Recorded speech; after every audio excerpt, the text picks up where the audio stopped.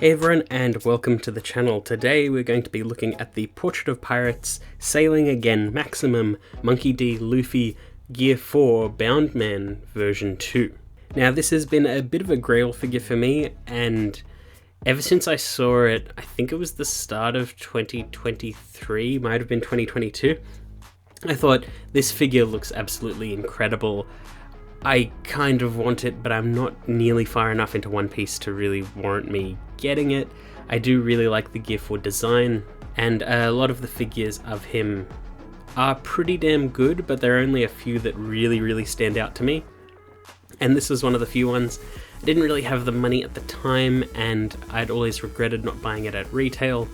And knowing how Portrait of Pirates go in the aftermarket, it can get really crazy really fast. So anyway, I skipped it and I'd always sort of regretted it, and it became one of my One Piece grails. I did eventually get lucky and find it at a pretty fair price. I'm not going to say how much it cost, but effectively I was able to get it pretty close to retail, so I'm pretty happy with that. And this is a brand new and sealed copy, so that's even better. The box looks absolutely incredible. I'm not up to this point yet in the manga. I know I'm close to it, but I still think it was worth grabbing and talking about, even though I'm not up to here.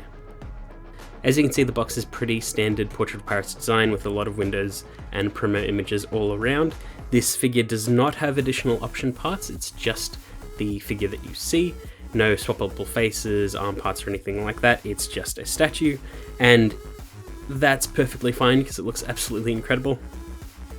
So without further ado, here is Gear 4 Luffy out of the box and put together. It comes as two pieces, which is just the base and the figure itself.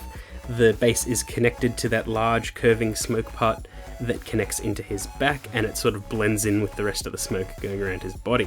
So it's a really cool connection point.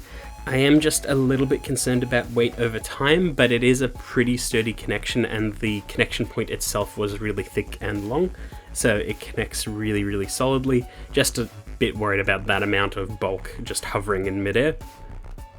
But in general, I trust that it is sort of balanced correctly.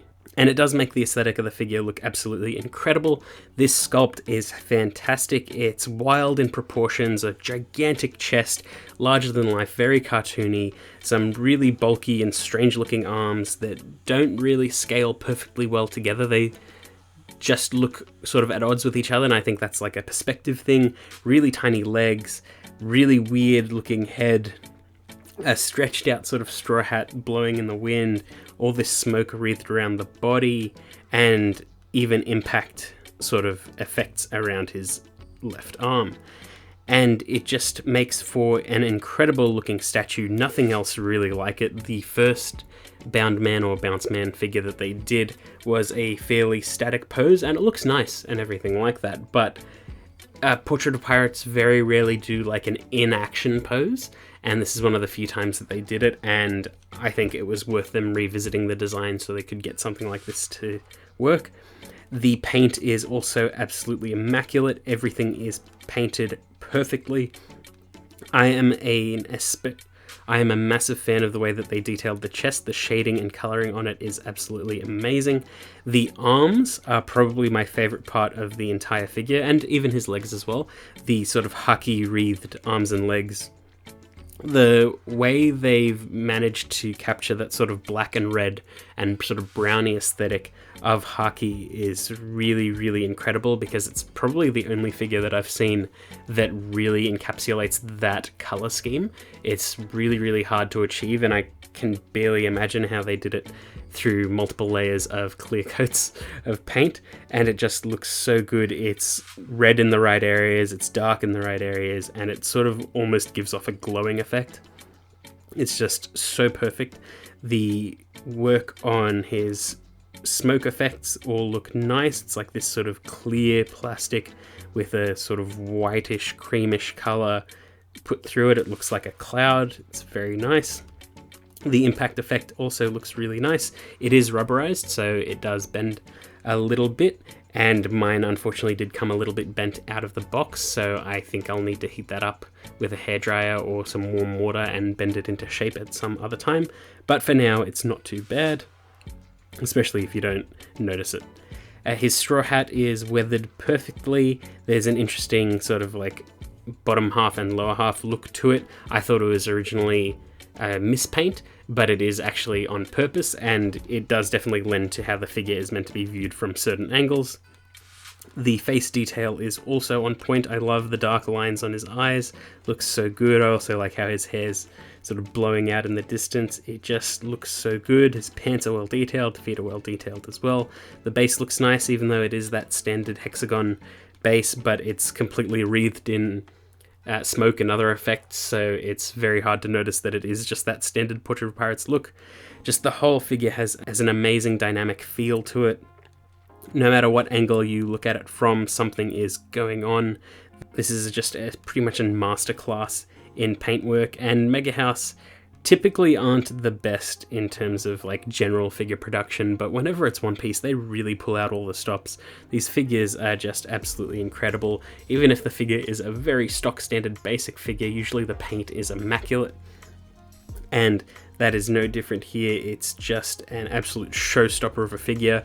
It just barely fits in my cabinets. Maybe one day I'll do a collection tour, but for now you can just see him as is.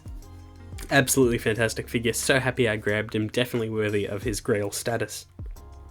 And can't wait to see him in the actual manga and become even more proud that I was able to grab this at a fair enough price.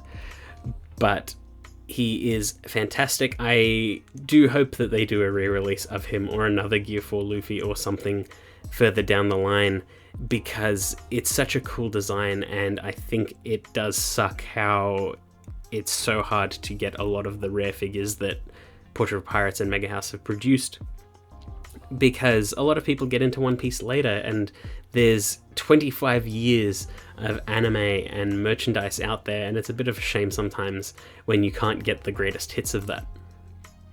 Fortunately, Mega House do pretty frequent polls to do re-releases and things like that, but it's still sort of not enough, and I hope that we'll get more in the future. I would like them to do a version 2 of the Gear 5 Luffy, because the one that they showed doesn't really read that well to me. I think it looks a little bit off, and it's not really encapsulating that form that well. It's still nice enough, but like it's not the showstopper that I think it could have been.